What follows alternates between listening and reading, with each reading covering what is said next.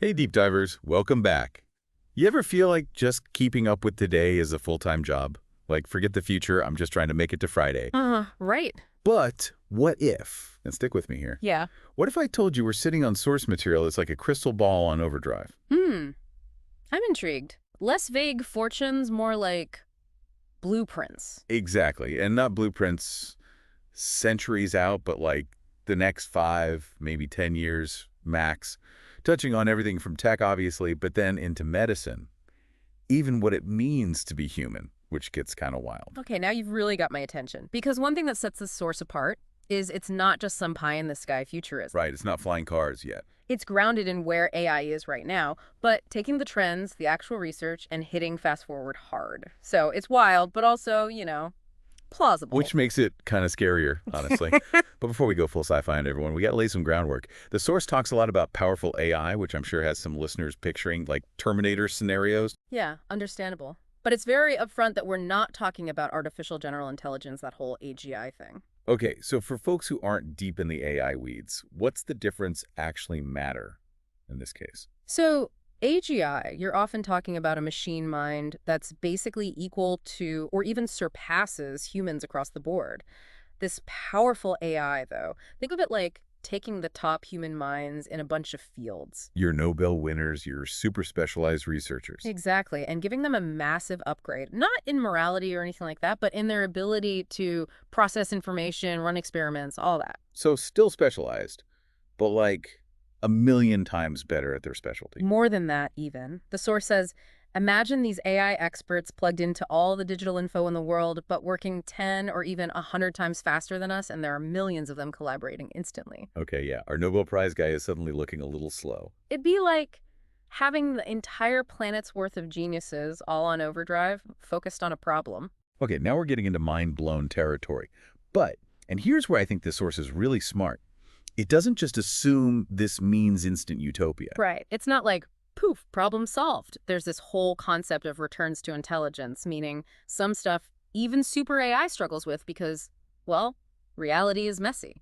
So give me an example. Where does even this crazy powerful AI hit a wall? Well, let's say you're trying to cure a disease. Having a million brilliant biologists is great, but you're still limited by how fast you can run clinical trials, right? Or how much data you can even gather ethically. It's like having a million amazing architects doesn't mean you can just will a skyscraper into existence. You still got to deal with building codes, material availability. Exactly. The source goes deep on this. Some limitations are just the laws of physics. Others are about access to data or straight up ethical dilemmas that even AI can't just solve. Which I think is really important for our listeners to grasp. It's not about blindly trusting in some tech utopia. It's understanding how this powerful AI, it's a tool, insanely powerful, but still a tool. What matters is how we use it. And speaking of using it, I think it's safe to say most folks, when they think future tech, their minds go straight to, what's it going to do for my health? Oh, for sure. And does this source ever deliver on that front? But before we jump into specifics, because it gets really wild, I'm curious, when you think AI and health, what comes to mind? I think a lot of people, they picture like AI diagnosing you better, maybe personalizing your medicine. Which is definitely part of it. But what this source dives into is AI actually becoming the researcher itself, not just the assistant. And that's where things get truly groundbreaking. We spent years focused on AI analyzing data, medical records, genetic info, the works. But this source is saying, forget analyzing the experiment. What if AI designed the experiment? Instead of one brilliant biologist running tests, it's a million AI biologists, all as capable as the world's leading experts working at warp speed. And that changes everything. The source even gives the example of AlphaFold, this AI that's already predicting protein structures with way more accuracy than decades of human research. And that was just a taste, right? A proof of concept. So extrapolate that out. You get to what the source calls the compressed 21st century, like cramming 50 to 100 years worth of progress into the next decade, all because of how AI changes the game. Okay, deep divers, we're going to take a quick pause here because that's a lot to process. Yeah. But trust me, when we come back, we're getting into the specifics, what this actually looks like, and it's some mind-blowing stuff. So, deep divers, back for more. I gotta say, even knowing this stuff intellectually, it's wild to think how fast things could change. Yeah, it's easy to get lost in the big picture. But that's where I think this source really shines and doesn't just drop these huge ideas, gets granular. Like, what does a compressed century actually mean for people's lives? And that's what's crucial for our listeners, right? It's not about blindly trusting in some tech utopia. It's understanding the tangible ways this could impact us. And where better to start than health? Probably what most people care about most. Oh, for sure. And the source's first big prediction in this realm, it's a doozy. The reliable prevention and treatment of almost every infectious disease, like, gone. It's easy to just gloss over that, but think about it. No more flu seasons, no worrying about like malaria if you travel, even stuff we consider scarier now. The source even uses the example of how we eradicated smallpox, almost wiped out polio. We're already on that path. AI just makes it instant, relatively speaking. Right, and the source makes this point. It's not that AI magically conjures up cures. It's about letting our researchers do what they do, but on a scale and speed that's just unimaginable right now. So it's not that biology gets easy. It's more like, instead of fighting a fire with a garden hose, we suddenly have a whole fleet of those supersized firefighting planes. Exactly. You're still dealing with fire, but your odds of containment just went way up. And think of the ripple effects, not just individual health, but the economic burden of healthcare, all that. The source actually quantifies it. It's insane. But, okay, ready for prediction number 2. This one's even bigger, if you can believe it. Bring it on. The elimination of most cancers. Not like a cure, but making them largely a non-issue. Okay, now that one does sound like sci-fi. Gotta unpack that a bit for sure. The source is careful to say it hinges on AI's ability to untangle the complexities of cancer in a way humans just can't. Because right now, it's not one disease, it's a zillion little variations. So instead of our best oncologists trying to keep up, imagine AI analyzing mountains of genetic data, spotting patterns no human could, and designing ultra-personalized treatments. But faster, right, Right. like orders of magnitude faster. So if someone gets diagnosed, boom, AI's already tailored the perfect treatment to their specific tumor's mutations.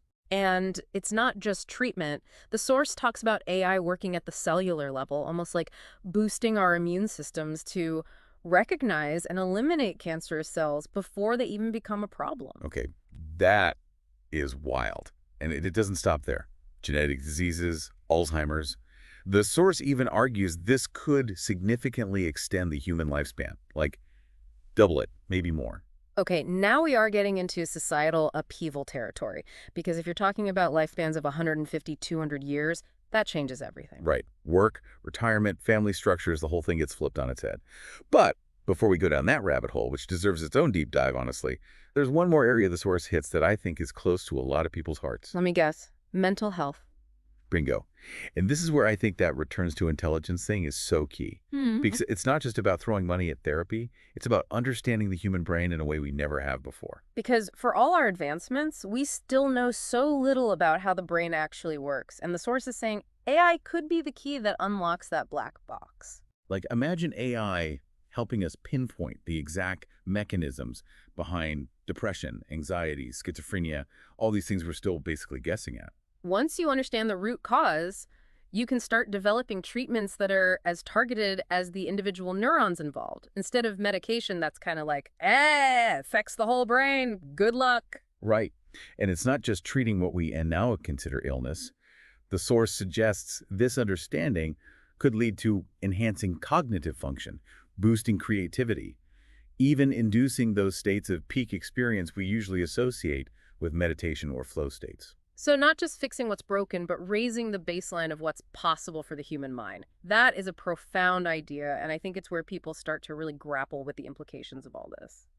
Welcome back, Deep Divers. Now, I know we've covered a ton in this deep dive, from AI revolutionizing healthcare to, like, literally rewiring our brains. But there's one more aspect we got to unpack, and it's a big one. Yeah, the elephant in the room. Whenever we talk about huge tech advancements, what about the rest of the world? Not everyone's living in Silicon Valley, right?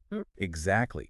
So how does this superpowered AI, this compressed century, how does it impact the developing world? And to the source's credit, they don't shy away from this ATA all. Yeah, they actually dedicate a good chunk to it, which I appreciated. Because it'd be easy to fall into that techno-utopianism trap, like, oh, AI solves everything. Right. But history kind of shows the opposite often happens. New tech comes along, and it's the already wealthy, the well-connected, that benefit most. The source actually uses those historical examples, like the rapid growth of some Asian economies. Yeah, they leveraged tech, but it wasn't just having it, it was good governance, smart policies. So even with AI, you still need the human stuff figured out. Big time. The source is very clear on that. They say AI's role is twofold. One, it can directly help with economic decisions. Like, imagine AI analyzing massive data sets to find the best ways to fight corruption, allocate resources. Okay, that's huge. But what's the second thing? If AI is the advisor, what else does it do? It's the inventor, or at least the accelerator. The source argues that the tech AI enables, it can trickle down to developing nations way faster than ever before. Yeah. Like, we're talking leapfrogging entire stages of development. So not just catching up, but skipping ahead, because AI is pushing the boundaries of what's possible. Exactly. But, and this is key, the source is also realistic about the potential downsides, ensuring equitable access to AI so it doesn't widen the digital divide even further.